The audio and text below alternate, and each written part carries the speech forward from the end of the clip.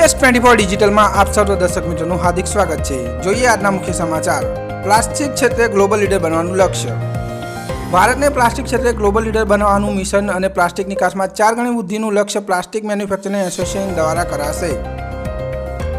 ભારત વૈશ્વિક પ્લાસ્ટિક વેપારમાં નિર્ણાયક છલાંગ લગાવવા માટે સજ્જ છે। Make in India make of the વર્લ્ડના વિઝન હેઠળ all India plastic manufacturing association AIPMA એ આગામી 3 વર્ષમાં પ્લાસ્ટિક ફિનરેશન પ્રોડક્ટની નિકાસ 4 ગણી વધારવા માટે મહત્વાકાંક્ષી વ્યૂહરચના જાહેર કરી છે અને જેની માહિતી તેઓએ પત્રકાર સમક્ષ રજૂ કરી હતી। નવી દિલ્હીમાં આયોજિત એક પ્રેસ કોન્ફરન્સમાં જાહેરાત કરવામાં આવી હતી કે આ ફક્ત વેપારનો વિસ્તાર નથી, તે ભારતના વૈશ્વિક પ્લાસ્ટિક હબ તરીકે સ્થાપિત કરવાનું રાષ્ટ્રીય મિશન છે। ફિનિશ્ડ પ્લાસ્ટિક ચીજવસ્તુઓનો વૈશ્વિક વેપાર આશરે 1.3 ટ્રિલિયન છે, ત્યારે ભારતનો ભાગ ફક્ત $12.5 બિલિયન છે। અમદાવાદ ખાતે AIPMના ગવર્નર કાઉન્સિલ અધ્યક્ષ અરવિંદ મહેતા અને પ્રમુખ મનોજ આર શાહે પ્લાસ્ટિકની નિકાસની 4 ગણી વધારવા માટેની માહિતી અને અન્ય જાણકારી પ્રદાન કરી હતી। ભારતનો પ્લાસ્ટિક ઉદ્યોગ હવે ફક્ત ઉત્પાદન પૂરતો નથી રહ્યો, તે ગુણવત્તા, નવીનતા અને વૈશ્વિક વિસ્તારના પ્રતીક તરીકે ઉભો થઈ રહ્યો છે। યોગ્ય વ્યૂહરચના, મજબૂત સમર્થન અને ઉદ્યોગ સાહસી ભાવના સાથે ભારત પ્લાસ્ટિક વિશ્વગુરુ બનવા તરફ ઝડપથી આગળ વધી રહ્યું છે।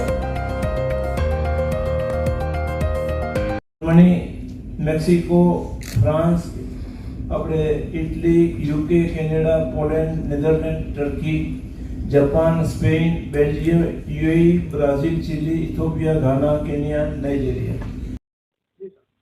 મારું નામ અરવિંદ મહેતા છે અને હું ગવર્નિંગ કાઉન્સિલનો ચેરમેન છું અને જે આ એક્સપોર્ટ સેલ છે એ બી એનો બી ચેરમેન છું, કારણ કે શું છે કે આખું સ્ટડીને બધું માર્ગદર્શન હેઠળ કરવામાં આવેલું છે।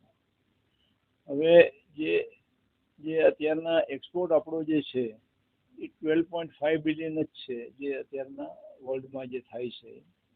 અહીંની જે કેપેસિટી છે એ આનાથી અનેક ગણી છે આપણી પાસે લોકલ, પણ અહીંયા લોકલના સંતોષ માર્કેટના હિસાબે આપણે એક્સપોર્ટ ઉપર ધ્યાન પ્રમાણમાં ઓછું જાય છે। જે રીતે માણસો એક્સપોર્ટ કરે છે, હું નથી, કોઈ નથી કરતું, ઘણા કરે છે, પણ એમાં જ આપણે ફોકસ નથી આપેલું અને અમારો ધ્યેય એ જ છે કે આમાં ફોકસ વધે અને અત્યારના જેટલો આપણો શેર છે અત્યારે 12.5 બિલિયનનો એ અમે 50 બિલિયન કરવા માંગીએ છીએ, આ જાતનું તમને કહી શકાય। ને એના ફાયદા રૂપે કે તમારે જે છે 50 લાખ માણસો આજે અમે જોબ આપીએ છીએ ઇન્ડસ્ટ્રીમાં, ડાયરેક્ટલી ઇનડાયરેક્ટલી ભારતભરમાં, તો એની જગ્યાએ આપણે 60, 70, 80 લાખ માણસો પણ થઈ શકે આમાં જોબમાં। આ ઇન્ડસ્ટ્રીમાં એટલી ક્ષમતા છે અને તમને જે છે અત્યારે મશીનવાળાને એટલું કામ મળે કે એની કેપેસિટી એ લોકોને ડબલ કરવી પડે।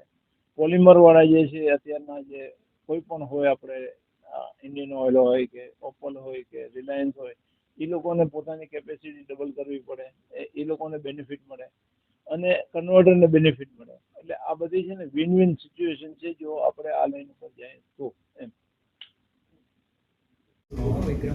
પાછળ થોડો હા ચાલશે સર, બધાને અમારો મોટો આવકાર છે, તમને બધાને, અને આજે એક સુંદર ગ્રોથ ઓપોર્ચ્યુનિટી અમારી જે અમને દેખાય છે પ્લાસ્ટિક ઇન્ડસ્ટ્રીમાં, એના માટે આ conference all India plastics is our Bhishma Pitamah plastic industry. આપણે ગુજરાતમાં જ છીએ બધા, અમે બધા ગુજરાતથી જ મહારાષ્ટ્રમાં ગયેલા છીએ, તો ભીષ્મ પિતામહ એટલે શું છે? બાળસૈયા, બધા પ્રોબ્લેમો અમારા હલ કરે। બધા પત્રકારો, દરેક અખબાર તરફથી જે આવેલા છે બધાનો આવકાર। Ratilal Shah, president the all India plastic manufacture association, station at Bombay. જે ડે આફ્ટર ટુમોરો એટલે પરમ દિવસે, એટલે કે 22 ઓગસ્ટ 2025 ધી મેરિડિયન હોટેલ એટલે કે મેરિયટમાં અમદાવાદમાં સેટેલાઇટ ખાતે export boost of plastic finish product એ વિશેના પરિસંવાદ કોન્ફરન્સ કયો એ ઇવેન્ટ માટે આ કોન્ફરન્સ આજે લીધેલ છે, પ્રેસ કોન્ફરન્સ। 20 ઓગસ્ટ 2025ના દિવસે, બુધવારના દિવસે.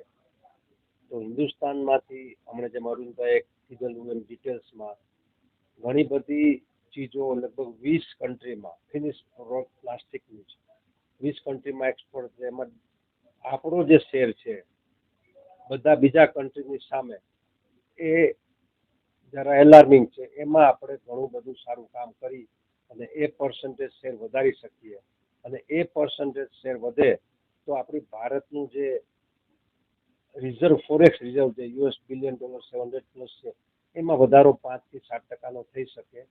એના માટેના અમારા સંસ્થા that is all India plastic manufacture association, એ સંસ્થા દ્વારા જે સ્ટડી કરેલો અને એ સ્ટડીનો ફેક્ટ એન્ડ ફિગર સાથેનો જે રિપોર્ટ છે આટલી બધી બુકોમાં કરેલો છે.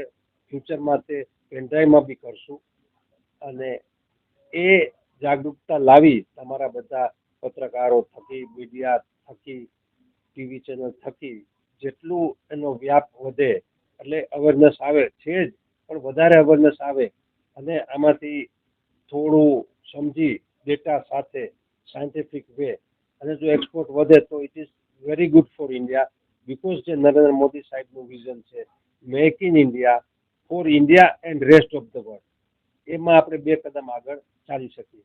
તો એ અવેરનેસ માટેનો મેઇન પર્પઝ, મેઇન ઉદ્દેશ્ય, મેઇન હેતુ આ પ્રેસ કોન્ફરન્સનો રહેલો છે. તો 22મી બી એ વિષયની બધી વિગતવાર વાત થશે, ઘણા બધા પ્લાસ્ટિકવાળા બી મળશે.